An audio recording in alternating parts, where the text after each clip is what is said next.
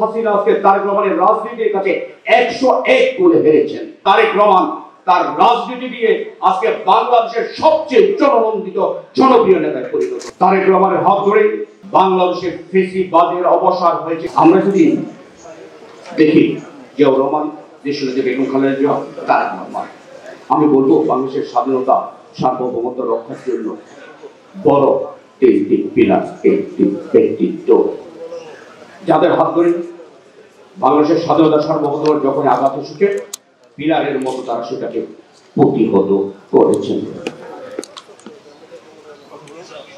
Madam Begum Khaleda সম্পর্কে যদি আমরা বলি, আপনারা দেখেন তিনটি শরীর শাসককে এই মহান নেত্রী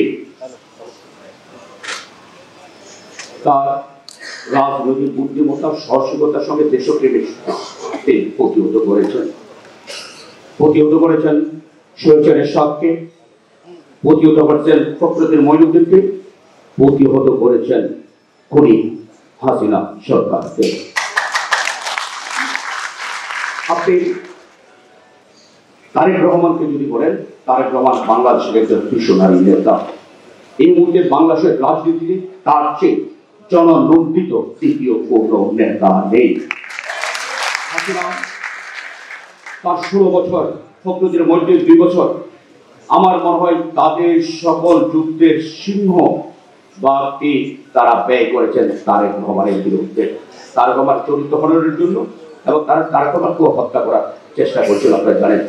কিন্তু দুর্ভাগ্যজনক হলো, দুর্ভাগ্য বলবো না, বাস্তব সত্য হলো এই বিশ্বনেতা তারেক রহমান যে সত্যের রাজনীতি করেন, আজকে সেটা প্রতিষ্ঠিত হয়েছে। এই শৈল শাসকগুলো হাসিনা আজকে তারেক রহমানের রাজনীতির কাছে 101 গোলে হেরেছেন। আজকে ইতিহাসের পাতায় শেখ হাসিনা খুনি হিসেবে চিহ্নিত হয়েছেন, বিশ্বাসঘাতক হিসেবে চিহ্নিত হয়েছেন, হত্যাকারী গণহত্যাকারী হিসেবে চিহ্নিত হয়েছেন। ইতিহাসে আজকে তিনি আস্থা করে নিযুক্ত হয়েছেন। আর তারেক রহমান তার রাজনীতি দিয়ে আজকে বাংলাদেশের সবচেয়ে জননন্দিত জনপ্রিয় নেতায় পরিণত হয়েছে। এটাই হলো রাজনীতি। বেয়াদবি মাফ করবেন, অন্ধকোষ থেকে তৈরি হয় না, নেতা তৈরি হয় জনগণের মন থেকে। তারেক রহমান সেটি প্রমাণ করেছেন। বন্ধু আমার, এই জিয়া পরিবার থেকে শুরু থেকে শেষ পর্যন্ত এখনো পর্যন্ত ষড়যন্ত্র চলছে। এই ষড়যন্ত্র দেশ থেকে যারা এই বাংলাদেশের স্বাধীনতা সার্বভৌমত্বে বিশ্বাস করে না, এবং যারা বিদেশি শক্তি, যারা বাংলাদেশের উন্নয়নকে সহ্য করতে পারে না, সবচেয়ে বাংলাদেশের জননন্দিত জিয়াউর রহমানকে নির্মমভাবে হত্যা করেছে তারা। আরাফাত রহমান কুকুকে তারা হত্যা করেছে। দেশনেত্রী বেগম খালেদা জিয়াকে বিনা চিকিৎসা হত্যা করার চেষ্টা হয়েছে তারেক রহমানকে হত্যা করার।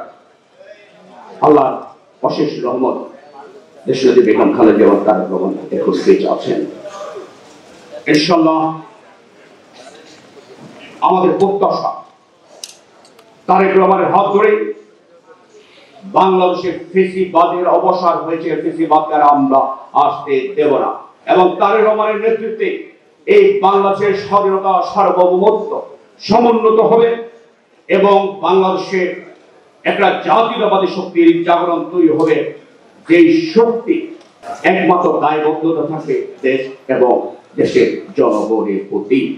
সেই মহান নেতা তারেক রহমান আসবে, তার নেতৃত্বে একটা আমরা মানবিক বাংলাদেশ করতে পারবো, সে প্রত্যাশা শেষ করছি। আপনাদের সবাইকে অগণন ধন্যবাদ।